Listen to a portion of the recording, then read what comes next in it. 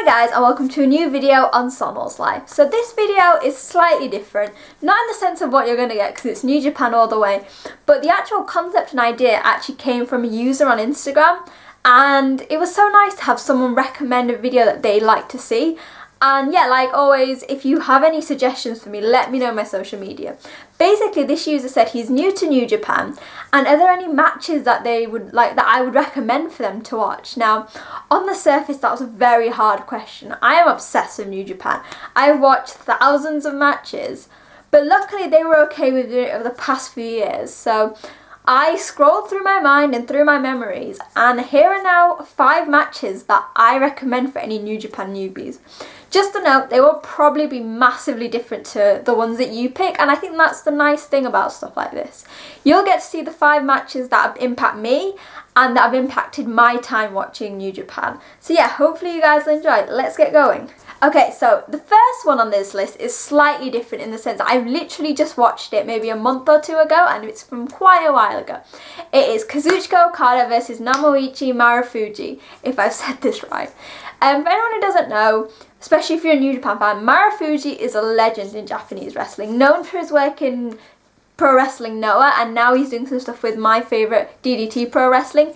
He is literally one of the best wrestlers in the world, and when he went up in his bout in 2016 against Okada at King of Pro Wrestling for the IWGP Heavyweight Championship, it was like one of the best matches I've ever seen. Marufuji was actually in that year's G1 and pinned Okada during the tournament. And obviously we all know if you pin a champion during a tournament, you are going to get a title shot.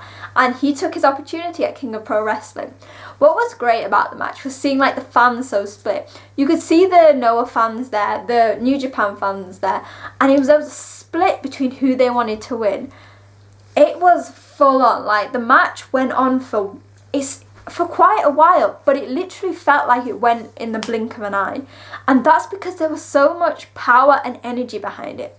We know this about Okada matches. He can go at full force and stay at it. And what was quite interesting was seeing Marufuji try to slow the pace down a lot. Marufuji is known as a high flyer sometimes. However, in this match, he focused on his strikes, on his submissions, and there were so many times where I was like, I mean, I obviously know the outcome, but I was sat there like, wait, did Marufuji could he actually win? And I can imagine that people who watched it during the time would have said the same thing. It sort of embodies the beauty of pro wrestling, bringing together 2 of the best from 2 different promotions and have them wrestle in one of the biggest New Japan shows of the year. And yet in the end, Okada won, but there was like almost like a mutual respect between the 2. Like Marufuji had beaten Okada in the G1, and then in the King of Pro Wrestling, Okada sort of returned that favour. And yeah, I think it's also great, especially for New Japan fans, because you get to see Marufuji, and maybe that'll open your eyes to the other promotions. But I think this is nice because maybe it'll hope that in the future we can have collaborations again, because if you think about it, in the past we have had them. We have it with CMLL, Ring of Honor, but yeah, we've had it with Noah so many times.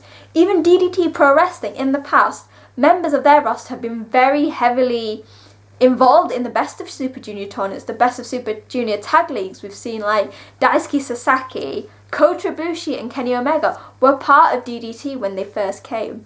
So yeah, this match is amazing. Like, I think I'm one of many people who would say this match is phenomenal and would happily watch it again.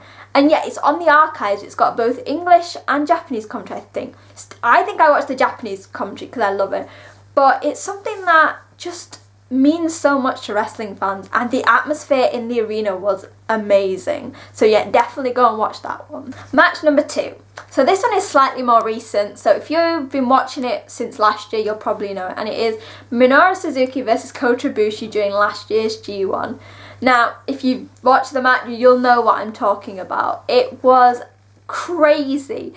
These are 2 men who, on the outside, look like completely different wrestlers. Ibushi is high-flying risk-taking, and then you've got Minoru Suzuki, who likes to inflict pain, is a submission specialist, strikes and kicks and chops, and literally sends tingles down my spine thinking about him. However, when I said strikes for Suzuki, if someone's going to match it, it's Kota Ibushi. Now, Going into this match, it was actually, I think, the first time singles match they'd had, and I didn't know what to expect. But yeah, like everyone else who watched it, my mind was blown by it. It was full on from the start. So I always say this about guys like Suzuki, Ishii. They are quite like big and like a quite methodical method of wrestling. However, their matches are always quick paced, and this was the same with his match against Kota Ibushi. Like, there were so many times where either man could have won. They were swapping, they were gaining the advantage over each other. And it was really funny sometimes when Kota Ibushi was giving his best strikes and his best kicks, and Suzuki was just embracing it. He was laughing, he was egging him on. Now that probably didn't work in the end, because if you did watch it, you know that Kota Ibushi came out with the win. But it's proof that two complete opposites can go together and produce magic in the ring. There was you still had Ibushi going high risk, but then there was also a side of Suzuki who was a bit more athletic, a bit more dynamic than what he normally is. However, on the surface, it was a mega badass match, and sometimes I even called it a fight. It was just two men fighting in the middle of the ring, wanting to get just 2 points.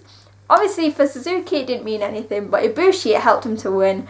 And I just think I said it for the other match, it's pro wrestling at its best. You get to see two men just kicking the shit out of each other, and that's the sort of thing that I like. So that's the second match. Number 3. Now, when I put it out here to people, I was like, what should I put in? They said, make sure you have a mixture of heavyweight and junior. And I hate to say that there's not as many junior matches on this. This is the only one. But I want to emphasise how much I love the junior heavyweight division. For me, they are the division. They are the ones that I love. It's why the Best of Super Junior is my favourite tournament in the entire year. And it is Shingo Takagi versus Sho from 2 years ago, so the 2019 Best of Super Junior tournament. Now, going into this match, there was already a rivalry between the two. We had Bushi and Shingo Takagi and Sho and Yo going for the IWGP Junior Tag Championships. And out of the entire division, these two seemed the best fit together. Compared to the other athletes, they are very big and strong and power-based. And so when their match came, surprise, surprise, it was an absolute slugfest. And I can't really call it anything else but that. It was a match that everyone was looking forward to, and in the end of the day, it delivered more than anything. It was over 25 minutes, which I think it was one of the longest of the tournament, and it was both men just beating the crap out of each other. These guys use very similar offense, so they'll use the lariats, they'll use the kicks, they'll use the chops. However, the one thing that maybe Sho had as an advantage going forward was his submission skills. We rarely ever see the Dragon go for submissions, and this was sort of the thing that had me on the edge of my seat, like, come on, Sho. Mainly because anyone who knows me knows that I am the biggest Roppongi 3K fan, and I'm a massive fan of Sho. And so every time I was there like, yes, Sho, and then Takagi found his heart and passion and managed to get out of everything that Sho was throwing at him, and it was a lot. It was basically like the kitchen sink. There was attempted finishers, there was made in Japans, there was shock arrows, there was everything that you could want out of a match between these two guys. However, it was a very quick pace match. Sometimes you find if these matches go over 20 minutes, they start to become lacking. You can feel the energy drained out of them. But these two just seem to get even more excited, even more pumped up. And I think that just proves how good the two wrestlers are. Even though, at the core, I still think that Shingo Takagi was never a junior heavyweight. But in the end, despite my sadness, Sho lost. He got pinned after Shingo did the Last of the Dragon. However, as we all know, that wasn't the end of their rivalry, and Sho did finally get the win. Why this is such an important match for newbies, I think, is because it shows the diversity of the junior heavyweight division. For many people, they think it's just flippy stuff, guys flipping over the top rope and things.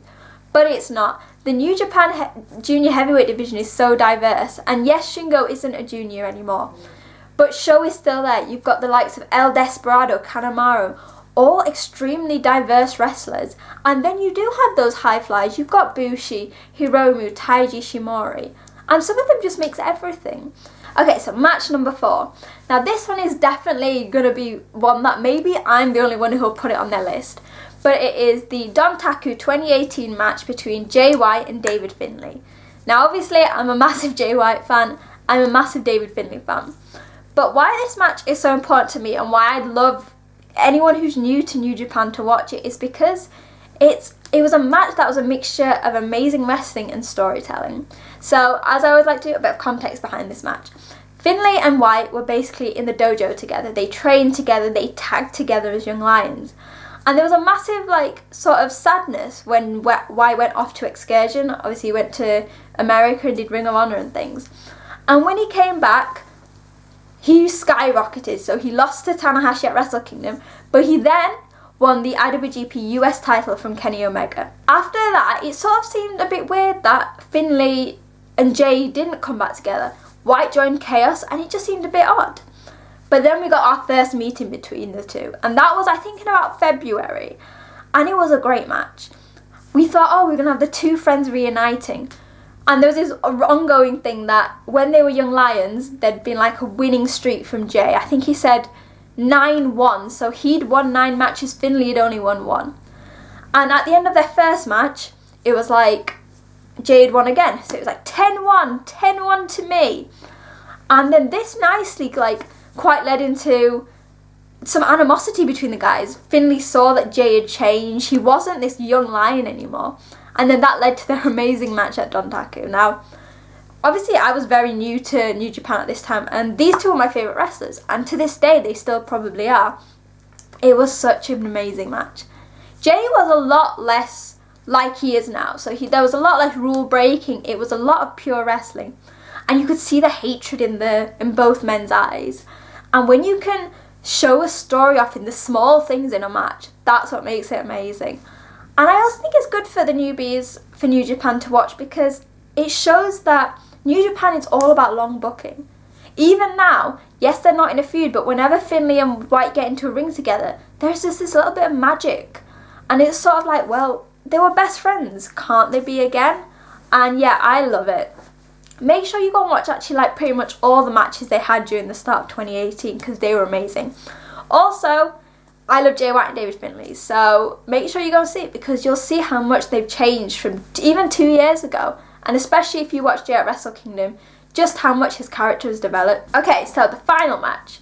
Now, many have called this maybe their worst match against each other. Not saying it's bad, I've seen it being marked 4 stars, but for me this is the start of, well, it's the start of a story, and it is the match in 2012 between Kazuchika Okada and Hiroshi Tanahashi at New Beginnings for the IWGP Heavyweight Championship. Once again, some context.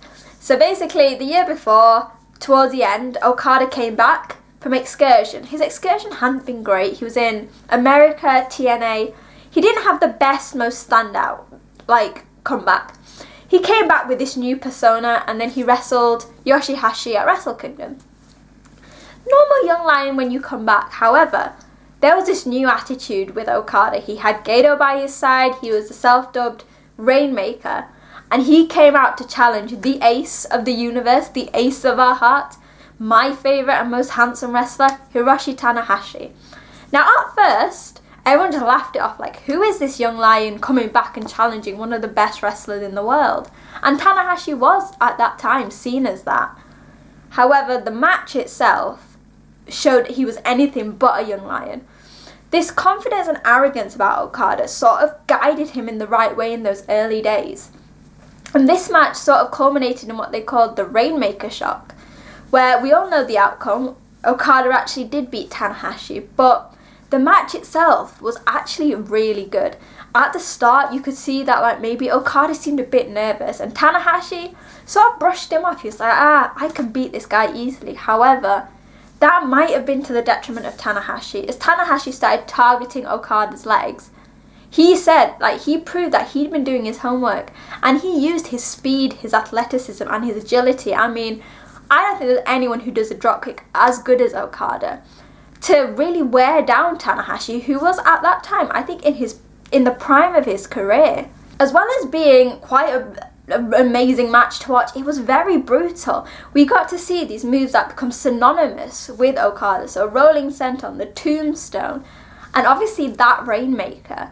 And I think, yes, people have said it might not be the best match, but for me, New Japan is based on this rivalry between Tanahashi and Okada. It's one of the top rivalries in the history.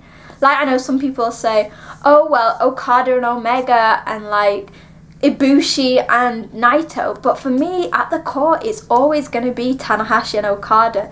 They've put on so many amazing matches, wowed so many crowds, and this was just literally a few months after Okada came back, and both guys have done so much since 2012. And yeah, the fact that it's culminated that now they're friends and they're teaming together all because of Jay White, it's a nice sort of ending to a story. And you know what, I can imagine it's going to be, well, it's not the ending, I'm going to say it's the end of a chapter, and who knows, that rivalry might start again. So that was my 5 matches for New Japan Newbies. Now, like I said, it's all depending on the person. They're what I like. They're the ones that sort of epitomise what New Japan is for me. But make sure to let me know in the comments, what are your standout matches? Maybe what matches would you recommend to someone who's never watched New Japan before? What are the matches that made you a New Japan fan? Like mine was David Finlay versus Jay White. Make sure to let me know in the comments. Like, subscribe and share. And as always, follow me at wrestling_chat on Twitter and talk to me. Send me suggestions for videos that you want me to do. And yeah, I will see you guys soon. Bye!